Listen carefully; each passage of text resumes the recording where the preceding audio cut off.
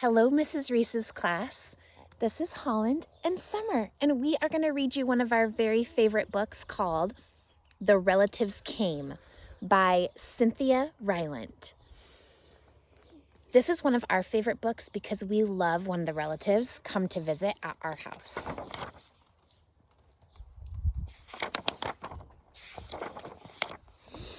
Here we go. It was in the summer of the year when the relatives came. They came up from Virginia. They left their grapes when their grapes were nearly purple enough to pick, but not quite.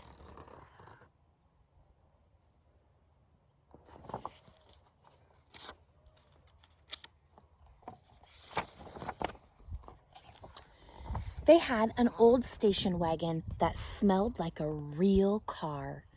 And in it they put an ice chest full of soda pop and some boxes of crackers and some bologna sandwiches. And they came from Virginia. They left at 4 in the morning when it was still dark, before even the birds were awake.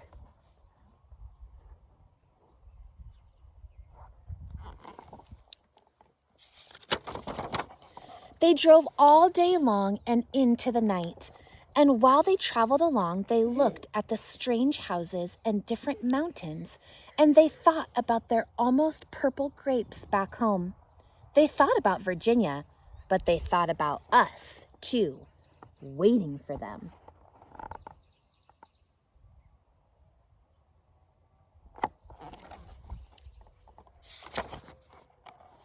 So they drank up all their pop and ate up all their crackers and traveled all those miles until finally they pulled into our yard.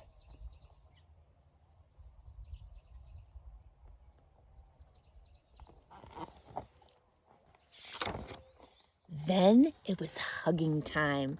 Talk about hugging. Those relatives just passed us all around their car, pulling us against their wrinkled Virginia clothes, crying sometimes. They hugged us for hours.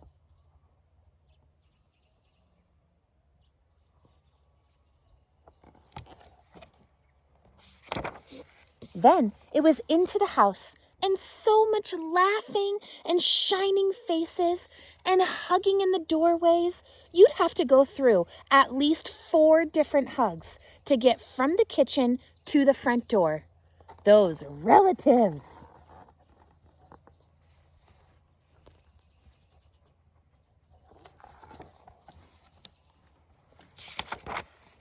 And finally, after a big supper, 2 or 3 times around until we all got a turn at the table, there was quiet talk, and we were in 2s and 3s through the house.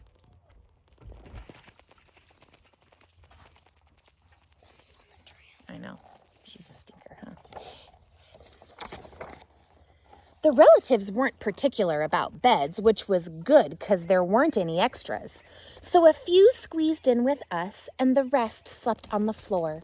Some with their arms thrown over the closest person, or some with an arm across one person and a leg across another. It was different, going to sleep with all that new breathing in the house. I love the part where Glenn sits on it. See, look. The relatives stayed for weeks and weeks.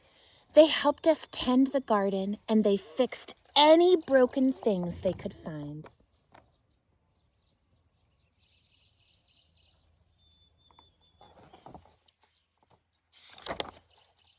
They ate up all our strawberries and melons.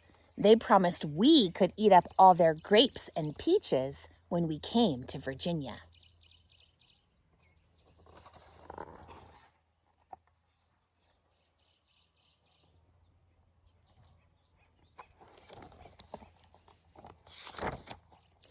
But none of us thought about Virginia much.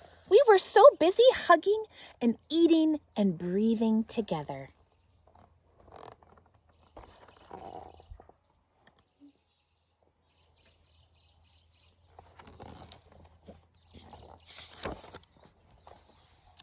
Finally, after a long time, the relatives loaded up their ice chest and headed back to Virginia at 4 in the morning.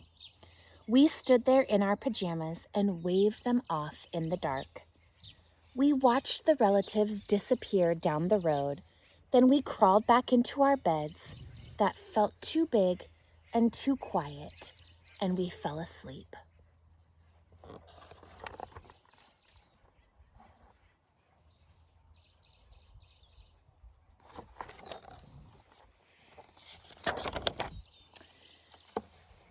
And the relatives drove on all day long and into the night. And while they traveled along, they looked at the strange houses and different mountains.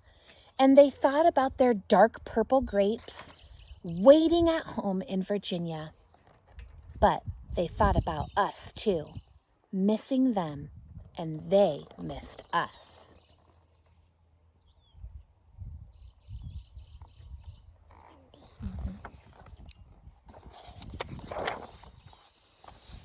And when they were finally home in Virginia, they crawled into their silent, soft beds and dreamed about the next summer. Oh, they go to their relatives every summer. They go every summer, that's right. The end. See the grapes. I'm looking at the grapes. Thanks for sharing our favorite book with us. Have a wonderful, wonderful, wonderful day. Can you wave?